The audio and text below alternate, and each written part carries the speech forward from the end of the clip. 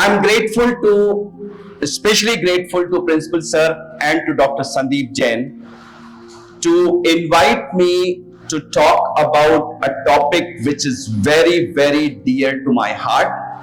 आज यहाँ पर इस कॉलेज के माननीय प्रिंसिपल सर बैठे हुए हैं, सीनियर फैकल्टी मेंबर्स बैठे हुए हैं और सबसे ज्यादा इंपॉर्टेंट जो हमारे देश का भविष्य है, हमारे फ्यूचर डॉक्टर्स, आपका जो मेडिकल स्टूडेंट्स नेटवर्क है उसके बड़े इंपॉर्टेंट लोग बैठे हुए हैं। अगर आप सब जो मैं अगले 30-45 मिनट्स में बोलूंगा उसको समझ लें और उस पे कुछ एक्शन करना शुरू कर दें तो ट्रस्ट मी एक क्रांति की शुरुआत यहां से हो जाएगी। तो हम शुरुआत करते हैं डॉक्टर नीलिमा की स्लाइड्स के थोड़े से रेपिटेशन से। जैसा कि उन्होंने बताया कि एयर पोल्यूशन एक मेजर प्रॉब्लम है। क्यों है? हम लोग 24 घंटे में 25,000 बार सांस लेते हैं, 25,000 टाइम्स। हम लोग खाना भी खाते हैं दिन में 3 बार एवरेज।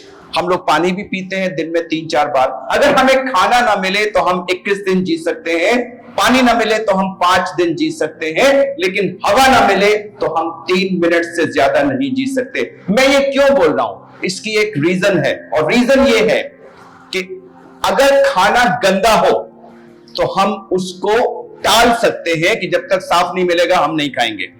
पानी गंदा हो तो हम टाल सकते हैं कि जब मेरी साफ पानी मिलेगा तब मैं खाऊंगा। लेकिन हवा गंदी हो तो हम सांस लेना 3 मिनट से ज्यादा नहीं टाल सकते, चाहे वो साफ हो या गंदी हो। यह एक बहुत इंपॉर्टेंट पॉइंट है और मैं आपसे रिक्वेस्ट करूंगा कि इसको नोट कर लीजिए कि हवा साफ हो या गंदी हो, आपको सांस लेना ही पड़ेगा।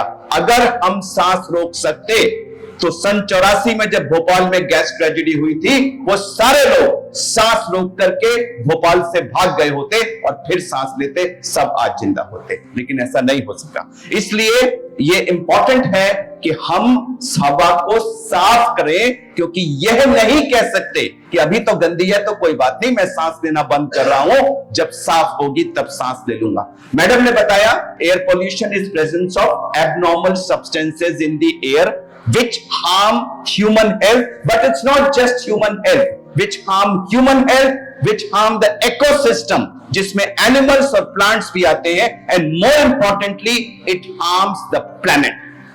मदर अर्थ को भी नुकसान हो रहा है, जानवरों को और प्रकृति को भी नुकसान हो रहा है और हमको भी नुकसान हो रहा है। ये सब चीजें एयर पॉल्यूटेंट्स के अंडर में आती हैं, जिनको हाउस होल्ड अंदर, घर के अंदर या इंडोर और आउटडोर में डिवाइड कर सकते हैं।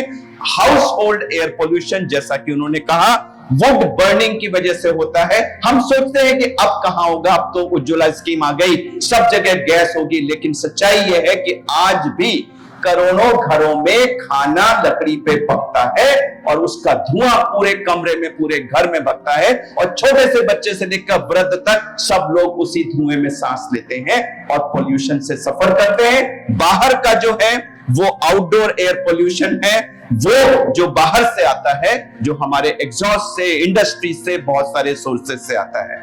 तो इसमें 2 तरह के पॉल्यूटेंट्स होते हैं। एक को हम गैसियस कहते हैं, जिसमें नाइट्रोजन, सल्फर, कार्बन, इन सब के ऑक्साइड्स, वोलेटाइल ऑर्गेनिक कंपाउंड्स और बहुत सारे और हजारों डिफरेंट तरह की गैसेस और केमिकल्स होते हैं। और दूसरा जो कण होते हैं, जिनको हम पार्टिकुलेट मैटर कहते हैं, जिनको 10, 2.5, 1 या लेस देन 1 में हम क्लासिफाई करते हैं बेस्ड ऑन देयर साइज। एक टर्म जो हम लोग रोज यूज करते हैं AQI, लेकिन ज्यादातर लोग क्लियर नहीं होते कि 2.5 और AQI का क्या कनेक्ट है। देखिए, गैसेस का लेवल 1 है, पार्टिकल्स का लेवल 1 है, लेकिन अगर हमें ओवरऑल पोल्यूशन को कन्वे करना है, क्या हम PM2.5, PM10, CO2, NO2, SO2, 25 चीजों की हम लेवल्स बोलते रहेंगे क्या? इस इशू को, ओवरऑल पोल्यूशन के इंपैक्ट को शो करने के लिए लोगों ने 8 मेजर चीजें ली, मेजर पॉल्यूटेंट्स, जिसमें PM2.5 को सबसे ज्यादा अहमियत दी गई और एक एल्गोरिथम बनाई गई, एक इक्वेशन बनाई गई कि इसकी इतनी इंपॉर्टेंस है, इसकी इतनी इंपॉर्टेंस है हेल्थ एंगल से, और उसके हिसाब से कैलकुलेट करके एक फिगर बनाई गई जिसको कहते हैं एयर क्वालिटी इंडेक्स। तो air quality index overall pollution का एक बेटर रिप्रेजेंटेटिव है एज कंपेयर टू 2M 2.5 या गैसेस। सबका रिप्रेजेंटेशन है बट मैक्सिमम रिप्रेजेंटेशन 2.5 का है। ये हमें अगर इतना पता और इन सबको सम करके हम AQI बनाते हैं। हमें एयर पोल्यूशन के बारे में बात करने की जरूरत क्या है? एक्चुअली साइंटिस्ट और एनवायरमेंटलिस्ट तो पिछले 40 साल से इसके बारे में बात करें। मुझे याद है मैडम ने बताया कि हमारी किताब में होता था, मुझे भी याद है मैं जब बरेली के एक स्कूल में पढ़ता था, मैं 6th क्लास में था, एक बार ऐसे कंपटीशन में हमें आया था वायु प्रदूषण पर एक छोटा सा निबंध लिखिए वायु प्रदूषण पर। जब मैं 6th में था तो मैंने उस समय पापा ने बताया होगा कुछ लिखा होगा।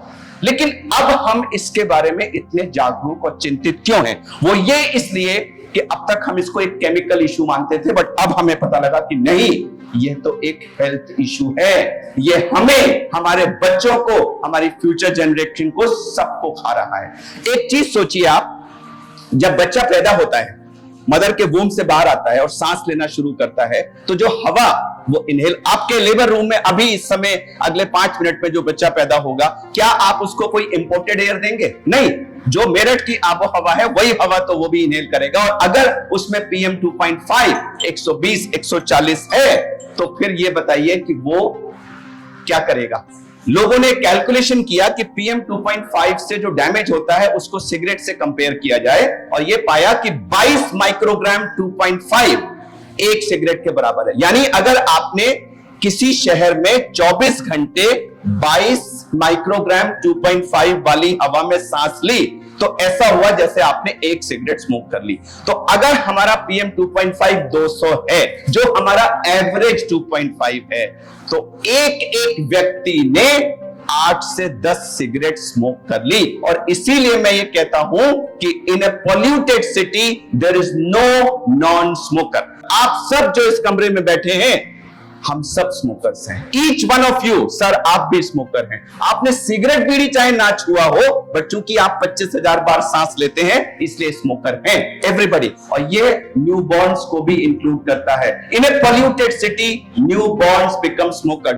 कब से शुरू होता है ये? बहुत से लोग सोचते हैं बड़ों को शुरू होता होगा। What age, which organs, childhood में क्या होता है, बड़े में क्या होता है? जरा जल्दी जल्दी कुछ पिक्चर्स को देखते हैं। ज्यादातर लोगों को यह लगता है कि यह जब हम सांस लेना शुरू करते हैं तब होता है। नहीं, एक गर्भवती महिला जब एक पॉल्यूटेड सिटी में सांस लेती है तो 2.5 उसके लंग्स में जाता है, वो एब्जॉर्ब होके उसके ब्लड में जाता है और वही ब्लड प्लेसेंटा क्रॉस करके फीटस में जाता है। और congenital defects, intrauterine growth retardation, intrauterine death, premature term, premature delivery, defective child, सारी चीजें प्रूव्ड साइंटिफिक फैक्ट्स हैं। ये किताबों में, जर्नल्स में लिखा हुआ है। जब बच्चा पैदा होता है उसके बाद वो जो पहली सांस लेता है तब से ये PM 2.5 जाने लगता है और उसको डैमेज होता है। So a newborn become smoker in a polluted city. उसके बाद क्या होता है? जब बच्चा बढ़ता रहता है तो पहले 5 साल में जितनी भी सांस वो लेता है उसकी वजह से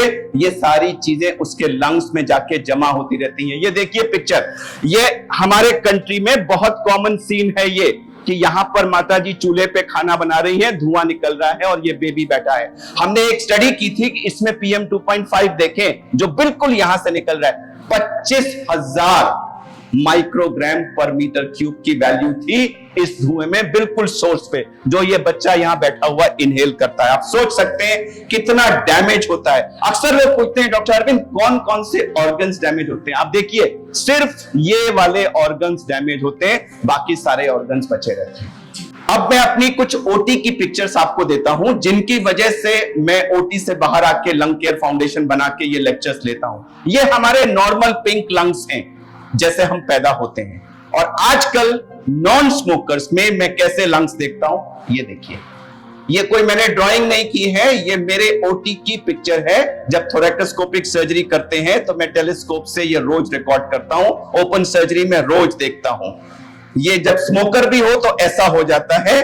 और उससे ज्यादा हार्मफुल है कि जो बच्चे होते हैं उनमें भी अब इस तरह के डिपॉजिट। तो प्लीज आप लोग इस इमेज को, और खासकर से स्टूडेंट्स, इस इमेज को फ्रीज कर लो कि from this air pollution without smoking leads us to this और दिस, और यह हमारे पे क्या नुकसान पहुंचेगा ये हम देखते हैं। तो लंग्स ऑर्गन ऑफ एंट्री हैं, बहुत नुकसान करते हैं, लेकिन सब में बीमारी होती है। लंग्स में क्या क्या होता है? Allergy, asthma, COPD, ILD, emphysema, TB, lung cancer, pneumonia, reduce lung capacity.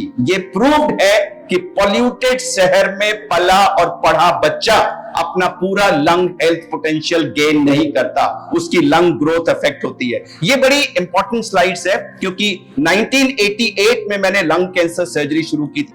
88 और 2018 का मैंने कंपैरिजन किया है। 90% पेशेंट्स मेरे लंग कैंसर के उस समय स्मोकर्स होते थे, आज सिर्फ 50% स्मोकर्स हैं। 50% सो कॉल्ड नॉन स्मोकर्स हैं।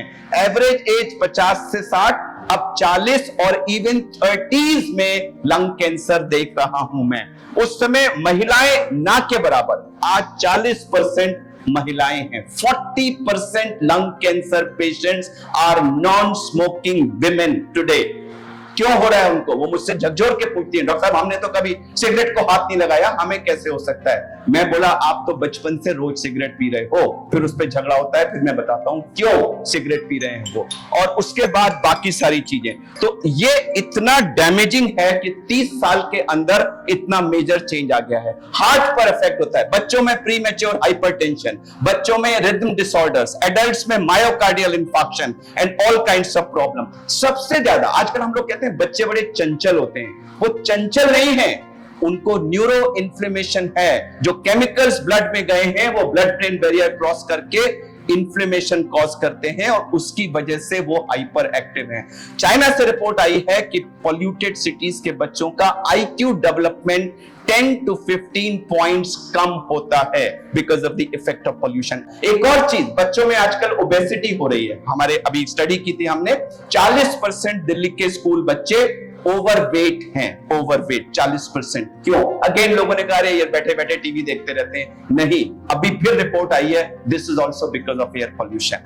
आईज के तो हम सब जानते हैं, स्किन, हेयर हम सब जानते हैं। सबसे ज्यादा अफेक्टेड होते हैं अनबॉर्न बेबीज, बच्चे और हमारे एल्डरली, क्योंकि उनकी इम्यूनिटी कम होती है। 7 million premature deaths world wide because of air pollution. एक बड़ी दुर्भाग्य की चीज है, कोविड ने, टोटल कोविड पीरियड में हर साल एयर पॉल्यूशन से कम लोग मारे, लेकिन कोविड से हाहाकार मच गया, पूरा देश में लॉकडाउन हो गया, पूरे वर्ल्ड का civil aviation, the world came to a grinding halt. लेकिन हर साल एयर पोल्यूशन से उससे ज्यादा लोग मर रहे हैं, लेकिन कोई सुनता ही नहीं है। कारण आपको डॉक्टर नीलम ने बता दिया था कि कोविड हुआ, कल फीवर हुआ, 3 दिन बाद में आईसीयू में गया, 7 दिन बाद मेरी डेथ हो गई। ओ, कोविड से डॉक्टर अरविंद की डेथ हो गई। एयर पोल्यूशन ने डॉक्टर अरविंद को अफेक्ट किया, 10 साल तक अफेक्ट करता रहा, फिर कल को डॉक्टर अरविंद को कैंसर हुआ, डायग्नोसिस, उनकी डेथ हो गई। Cause of death lung cancer.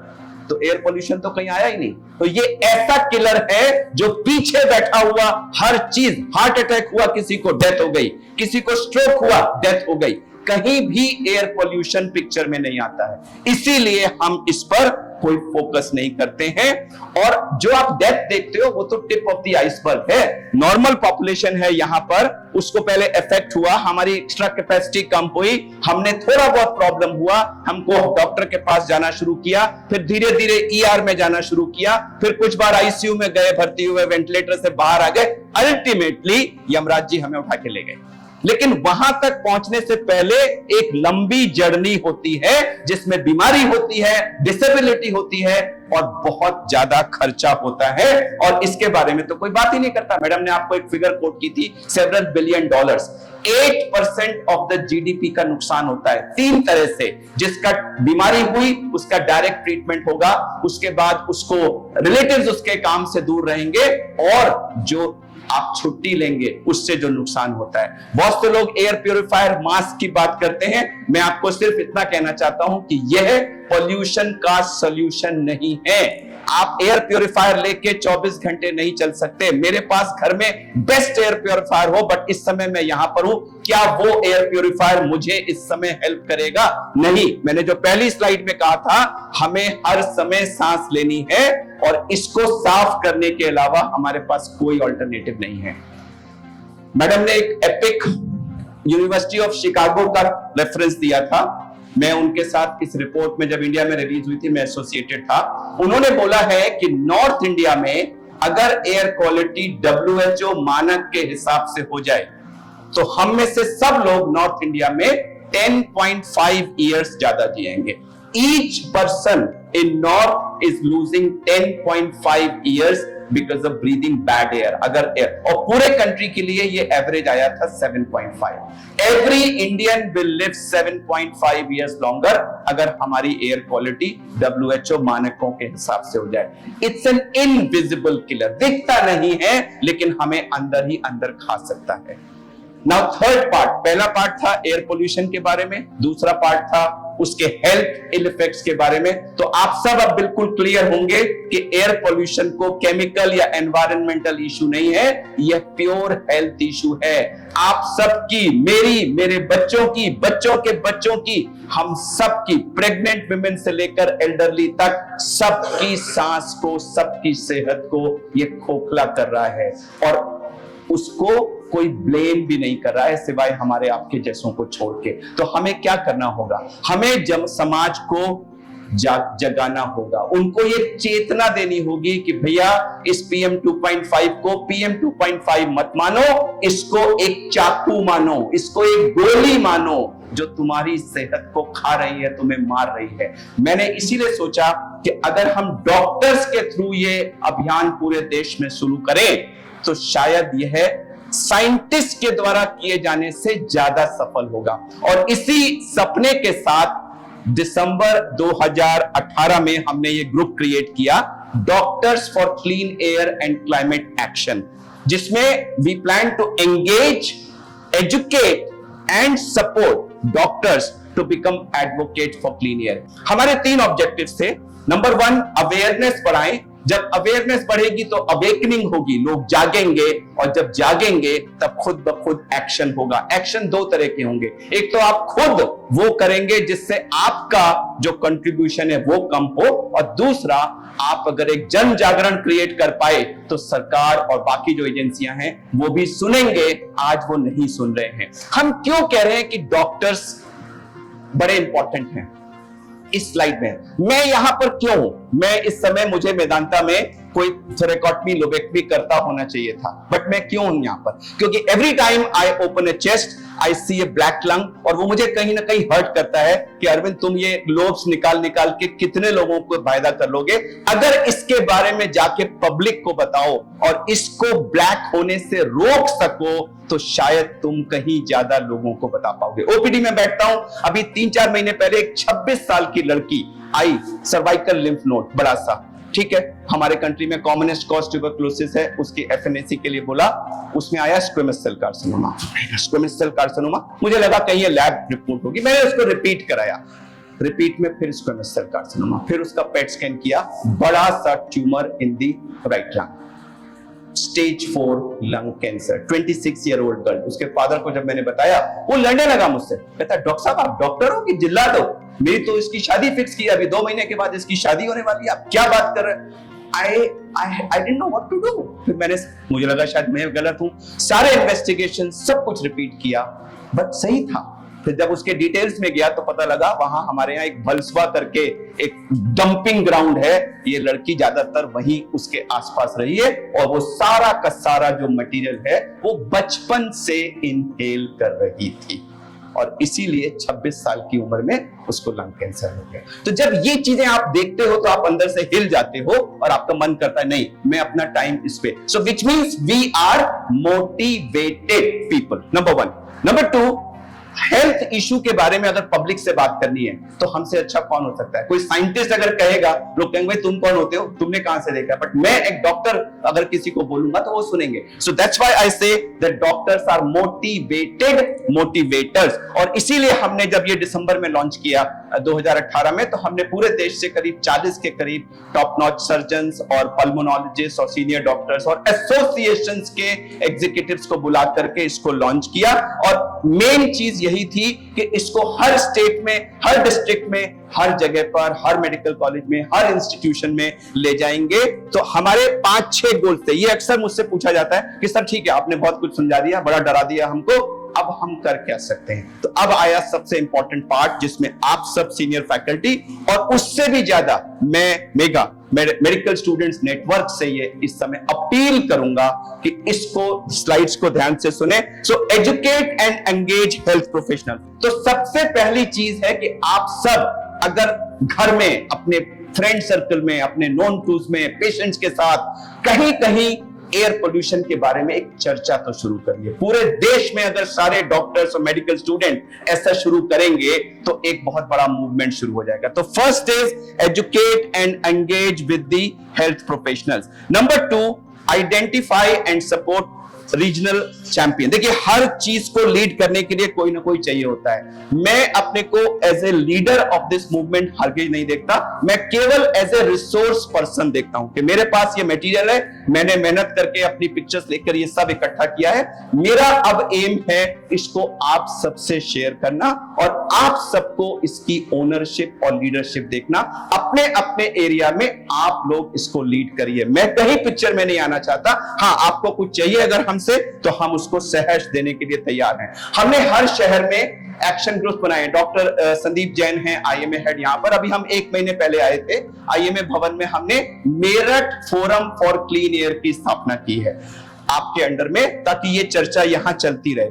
तो इस तरह से हम एंगेज, इन लोगों के साथ एंगेज करते हैं। हमने इसके साथ साथ जो मेडिकल एसोसिएशंस हैं उनको रीच आउट किया, आईएमए को रीच आउट किया, API, physicians, ASI, surgeon, paediatricians, gynaecologist, FOGSI, cancer association, radiology association, करीब कार्डियोलॉजी, चेस्ट सर्जन, करीब 12 के करीब एसोसिएशन जिनके 300,000 से ऊपर मेंबरशिप है, उनके प्रेसिडेंट्स के साथ मिलकर आप देखिए, इसमें ये सब सारे प्रेसिडेंट्स हैं एसोसिएशंस के, और उनसे कमिटमेंट लिया कि आप अपने मेंबरशिप के साथ ये डेटा शेयर करो। अपनी कॉन्फ्रेंसेस में जो पॉल्यूटिंग काम है, जैसे मैं, माइंड मत करिएगा, जैसे ये लैंप लाइटिंग है, ये हमारी पुरानी परंपरा है, बट आपने देखा कितना धुआं निकल रहा था। तो हम लोग अपने प्रोग्राम्स में क्या करते हैं, इसमें एक ई प्रोग्राम है जहां पर ऊपर एक पर्दा सा बना होता है और नीचे एक माचिस की तीली यहाँ कोने पे होती है।